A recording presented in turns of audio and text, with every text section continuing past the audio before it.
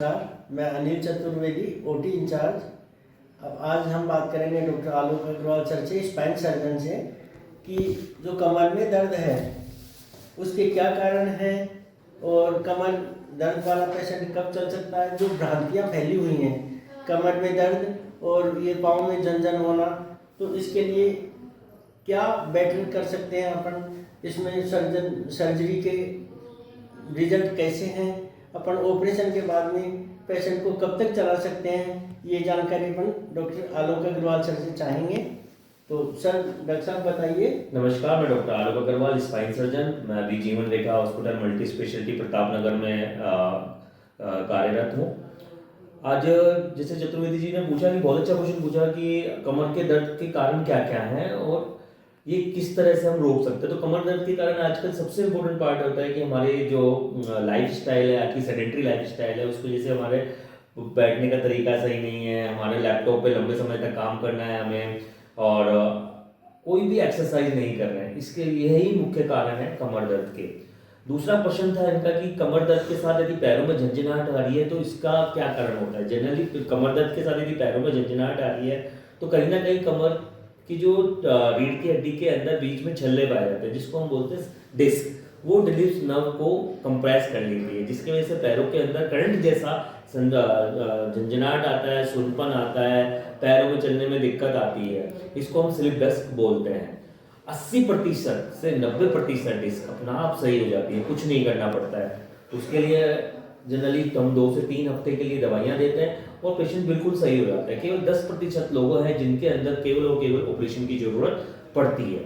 अब उन 80% लोग जिनको हम दवाई से सही करते हैं, उनमें दर्द को कम करने के लिए कमर में एक इंजेक्शन भी लगाया जाता है, जिसको मेरी भाषा में ट्रांसफोरामनल एपिड्यूरल इंजेक्शन बोला जाता है। यह एक मिनिमल इन्वेजिव टेक्निक है, जिसकी वजह से हम पेशेंट को तुरंत चला देते हैं और दर्द उसका बिल्कुल विद इन सेकेंड के अंदर खत्म हो जाता है। यदि पेशेंट को लगातार 6 हफ्ते तक दर्द में आराम नहीं मिलता है, दर्द बढ़ता चला जाता है, पैरों में कमजोरी आ जाती है, तो फिर उसको ऑपरेशन की जरूरत पड़ती है। आजकल के टाइप पे ऑपरेशन जैसे कि मिनिमल इन्वेजिव ऑपरेशंस हो गए हैं। मिनिमल इन्वेजिव का मतलब बिना चीरा फाड़ी के, मतलब बिल्कुल सूक्ष्म चीरे से हम ऑपरेशन करते हैं।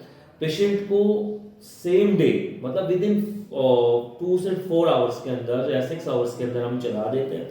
ये जैसे चतुर्वेदी जी ने पूछा कि सर ये भ्रांति है कि स्पाइन का पेशेंट ऑपरेशन कराता ही नहीं है, बोलता है कि मेरे तो लकवा आ जाएगा, मैं तो चल ही नहीं पाऊंगा, बेड पे आ जाऊंगा। ये ऐसा कुछ भी नहीं है। जैसे जैसे आज मोबाइल की टेक्नोलॉजी इंक्रीज हो गई है, वैसे वैसे स्पाइन के अंदर भी बहुत सारी टेक्नोलॉजी इंक्रीज हो चुकी है।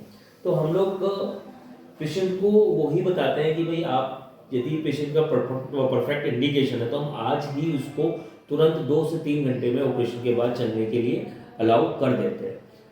कोई भी सर्जरी के कॉम्प्लिकेशंस हो सकते हैं, बट लेस देन 0.01% कॉम्प्लिकेशंस होते हैं, जो हम पहले ही मरीज को बता देते हैं कि ये संभावना है, बट जनरली ऐसा नहीं होता है। स्पाइन सर्जरी आज के टाइम पे बहुत ही कॉमन सर्जरी है, जिसको हम डेली यूज के अंदर, रूटीन सर्जरी के अंदर आजकल करने लग गए हैं।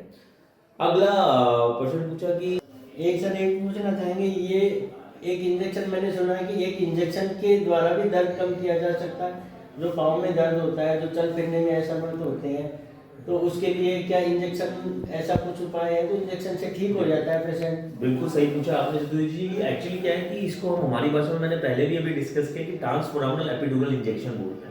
ट्रांसफोरामनल इंजेक्शन जब भी स्लिप डिस्क होती है तो 2 तरह की रिएक्शंस होती हैं। पहली केमिकल इरिटेशन होती है, दूसरी मैकेनिकल इरिटेशन होती है।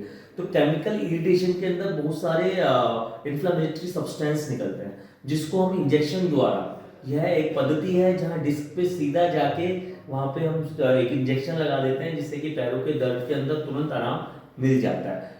यह जनरली स्पाइन सर्जन के द्वारा लगाया जाता है, क्योंकि स्पाइनल सर्जन को पता है कि एनाटॉमी क्या है, इसके नुकसान क्या है और इसके फायदे क्या है। यदि मान लो इंजेक्शन से ऑलमोस्ट 100 में से 90 से 95 लोगों को फायदा मिल जाता है और अपने डेली रूटीन के अंदर अगले दिन से ही चलने लग जाते हैं। धन्यवाद, थैंक यू।